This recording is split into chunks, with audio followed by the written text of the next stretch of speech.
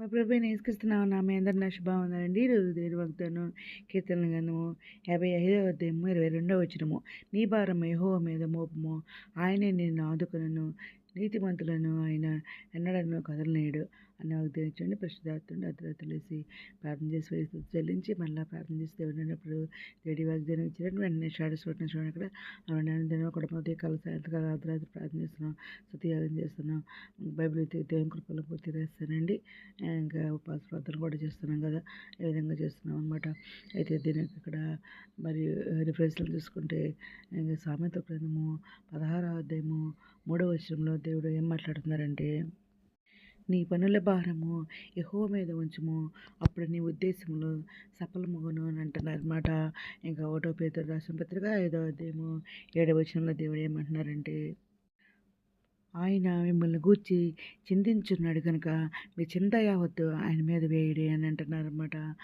ఇంకా మత్తయి సువార్త 11వ అధ్యాయము 28వ వచనంలో దేవుడు ఏమంటున్నారంటే, ప్రయాసపడి భారం మోసుకొనుచున్న సమస్త జనులారా నా వద్దకు రండి, నేను మీకు విశ్రాంతి కలుగజేతును అని చెప్పేసి దేవుడు మాట్లాడుతున్నారనమాట.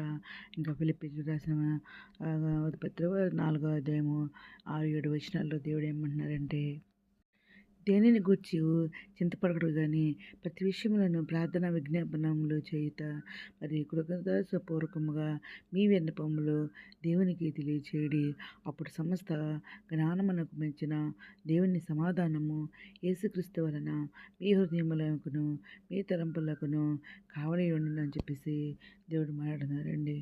ఇవన్నీ కూడా మరి దీనికి రిఫరెన్స్లు అనమాట అండి.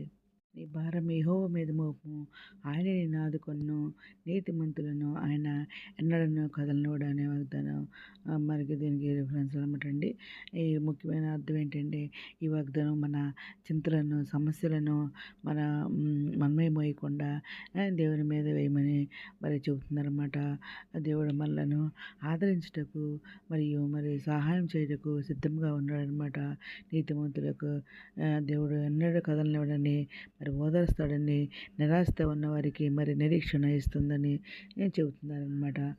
వాగ్దానం మరి ఈ భారం యెహోవా మీద మోపమని దేవుడు మనకి చెబుతున్నారు కాబట్టి, అప్పుడు ఆయనే మనల్ని ఆదుకుంటారని చెబుతున్నారు కాబట్టి, మన భారం అంతా ఆయన మీద మరి మోపాలని ప్రార్థన విజ్ఞాపనలతోనూ ఆయన్ని వేడుకోవాలంటే ఆయన తప్పకుండా వాగ్దానం ఇచ్చి నెరవేర్చారు అనమాట.